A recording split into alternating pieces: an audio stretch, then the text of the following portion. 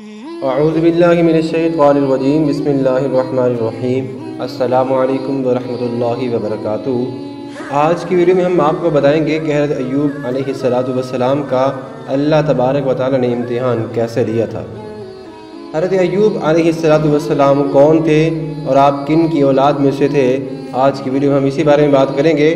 حضرت ایوب علیہ السلام حضرت اسحاق علیہ السلام کی اولاد میں سے ہیں اور ان کی والدہ حضرت لوط علیہ السلام کے خاندان میں سے ہے۔ اللہ تعالیٰ نے آپ کو ہر طرح کی نعمتوں سے نوازا تھا، حسن و صورت بھی اور مال و دولت اور اولاد کی کثرت بھی، بے شمار مال و مویشی اور کھیت و باغ وغیرہ سب کچھ آپ کے پاس موجود تھا۔ جب اللہ تبارک و تعالیٰ نے آپ کو آزمائش و امتحان میں ڈالا تو آپ کا مکان گر پڑا اور آپ کے تمام فرزند اس مکان کے نیچے دب کر مر گئے، اور تمام جانور جس میں سینکڑوں اونٹ اور ہزارہ بکریاں تھیں سب کی سب مر گئیں۔ تمام کھیتیاں اور باغات بھی برباد ہو گئے، غرض کہ آپ کے پاس کچھ بھی باقی نہیں رہ گیا۔ آپ کو جب ان چیزوں کے ہلاک و برباد ہونے کی خبر دی جاتی تھی تو آپ اللہ تبارک و تعالیٰ کی ثنا بیان کرتے، حمد الہی کرتے اور شکر بجا فرماتے تھے، اور فرماتے تھے کہ میرا تھا ہی کیا اور اب ہے ہی کیا، جس کا تھا اس نے لے لیا۔ جب تک اس نے مجھے دے رکھا تھا میرے پاس تھا، جب اس نے چاہا لے لیا، میں ہر حال میں اس کی رضا پر راضی ہوں۔ اس کے بعد آپ بھی بیمار ہو گئے اور آپ کے جسم مبارک پر بڑے بڑے آبلے پڑ گئے، بڑے بڑے چھالے پڑ گئے۔ اس حال میں سب لوگوں نے آپ کو چھوڑ دیا، بس فقط آپ کی بیوی جن کا نام رحمت بنت افرائیم تھا، جو حضرت یوسف علیہ السلام کی پوتی تھی، وہ آپ کی خدمت کرتی تھی۔ سالہ سال تک آپ کا یہی حال رہا۔ آپ آبلو اور پھوڑوں کے زخموں سے بڑی تکلیفوں میں رہے۔ روایات میں آتا ہے کہ آپ نے تقریباً ان تکالیف کے 18 برس گزارے اور ہر وقت اللہ تبارک و تعالیٰ کا شکر ادا کرتے۔ تو اللہ تبارک و تعالیٰ نے آپ کے بارے میں قرآن مجید میں فرمایا، وَاذْكُرْ عَبْدَنَا أَيُّوبَ إِذْ نَادَى رَبَّهُ أَنِّي مَسَّنِيَ الشَّيْطَانُ بِنُصْبٍ وَعَذَابٍ۔ اور قرآن مجید نے آپ کے بارے میں نعم العبد کہا ہے کہ کتنا ہی اچھا بندہ ہے۔ سب سے بڑے صبر کرنے والے حضرت ایوب علیہ السلام تھے۔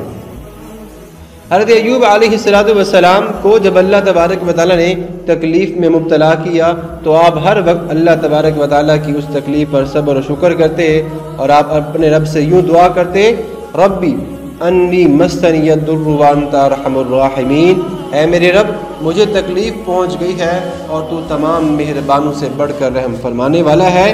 جب آپ خدا کی آزمائش میں پورے اترے اور امتحان میں کامیاب ہو گئے تو آپ کی دعا اللہ تبارک و تعالیٰ نے قبول فرمائی، اور ارحم الراحمین نے حکم فرمایا کہ اے ایوب اپنا پاؤں زمین پر مارو۔ آپ نے جب اپنا پاؤں زمین پر مارا تو فوراً ایک چشمہ پھوٹ پڑا، حکم الہی ہوا کہ اس پانی سے غسل کرو۔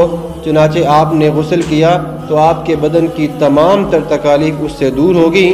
پھر آپ 40 قدم دور چلے تو دوبارہ زمین پر قدم مارنے کا حکم ہوا، اور آپ کے قدم مارتے ہی پھر ایک چشمہ نمودار ہو گیا جس کا پانی بے حد ٹھنڈا، بہت ہی شیریں اور میٹھا، نہایت ہی لذیذ تھا۔ آپ نے جب وہ پانی پیا تو آپ کے باطن میں نور ہی نور پیدا ہو گیا، اور آپ کو اللہ تبارک و تعالیٰ نے اپنی رحمت کاملہ سے اعلیٰ درجے کی صحت اور نورانیت عطا فرمائی، اور اللہ تبارک و تعالیٰ نے آپ کی تمام اولاد کو دوبارہ زندہ فرما دیا، اور آپ کی بیوی کو دوبارہ جوانی بخشی، اور ان کے ہاں دوبارہ کثیر اولاد بھی ہوئی۔ پھر آپ کا تمام مال ہلاک شدہ اور مال مویشی اور اسباب و سامان بھی جو کچھ بھی ختم ہو گیا تھا وہ سب دوبارہ آپ کو واپس مل گیا، بلکہ پہلے جس قدر مال و دولت کا خزانہ تھا اس سے کہیں زیادہ مل گیا۔ اس بیماری کی حالت میں ایک دن آپ نے اپنی بیوی صاحبہ کو پکارا تو وہ بہت دیر کے بعد حاضر ہوئی۔ اس پر غصہ کر کے آپ نے ان کو 100 درے مارنے کی قسم کھا لی۔ تو اللہ نے فرمایا کہ اے ایوب آپ 100 تنکوں کی جھاڑو سے ایک مرتبہ بیوی کو مار دیجئے، اس طرح سے آپ کی قسم بھی پوری ہو جائے گی، اور آپ نے جو اللہ تبارک و تعالیٰ سے منت مانگی تھی وہ بھی مکمل ہو جائے گی۔ چنانچہ اللہ تبارک و تعالیٰ نے قرآن مجید میں اس طرح سے اس واقعے کو بیان فرمایا ہے، ارکض برجلک ھذا مغتسل بارد وشراب وَوَهَبْنَا لَهُ أَهْلَهُ وَمِثْلَهُمْ مَعَهُمْ رَحْمَةً مِنَّا وَذِكْرَىٰ لِأُولِي الْأَلْبَابِ۔ वख़ुज़ बियदिका ज़िग़्तन फ़द्रिब बिही वला तहनस इन्ना वजदनाहु साबिरा निअमल अब्दु इन्नहु अव्वाब। सूरह स्वाद रुकू नंबर 4 और पारा नंबर 23। तर्जुमा, हमने फरमाया कि ऐ अय्यूब अपना पाँव ज़मीन पर मारो, ये है ठंडा चश्मा नहाने और पीने के लिए, और हमने उसे और उसके घर वालों को और उनके बराबर अपनी रहमत से अता फरमाया। अक्लमंद लोगों के लिए नसीहत है। और हमने फरमाया कि अपने हाथ में एक झाड़ू ले लो, इससे मारो और तुम कसम न तोड़ो। बेशक हमने अय्यूब अलैहिस्सलाम को साबिर पाया, वो क्या ही अच्छा बंदा था, बेशक वो खुदा की तरफ बहुत ज़्यादा रुजू करने वाला था। अल-ग़र्ज़, हज़रत अय्यूब अलैहिस्सलाम को अल्लाह तबारक व तआला ने जिस इम्तिहान में मुब्तला किया था, आप उस इम्तिहान में पूरे कामयाब हो गए और अल्लाह तबारक व तआला ने उनको अपनी नवाज़िशों और इनायतों से हर तरह से सरफराज फरमाया और कुरान मजीद ने उनकी मदह ख़ानी फरमाकर अल-अव्वाब के लाजवाब खिताब से उनके सर मुबारक पर सर बुलंदी का ताज रख दिया।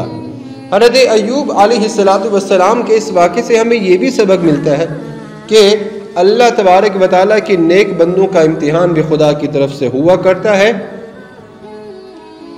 और जब वो इम्तिहान में कामयाब और आजमाइश में पूरे उतरते हैं तो अल्लाह तबारक व तआला उनके मरातिब व दरजात में इतनी आला सरबुलंदी अता फरमा देता है कि कोई इंसान उसको सोच भी नहीं सकता। और हमें इस वाक़े से ये भी सबक मिलता है कि इम्तिहान आजमाइश के वक्त सब्र करना और खुदावंद आलम की रज़ा पर राज़ी रहना यही ज़रूरी है। बाद में हम ये भी देखते हैं कि उसका फल कितना ही अच्छा और मीठा होता है और किस कदर लजीज होता है। तो अल्लाह तबारक व तआला मोमिनों को, इंसानों को दुनिया में बहुत सारा माल और दौलत देकर भी आजमाता है, और कुछ बंदों को माल और दौलत उनसे छीन कर भी आजमाता है। अल्लाह तबारक व तआला ने इंसानों को जिस हाल में भी रखा है, इंसानों को उसी हाल में खुश रहना चाहिए। अल्लाह तबारक व तआला हम सब को इस पर अमल करने की तौफीक अता फरमाए।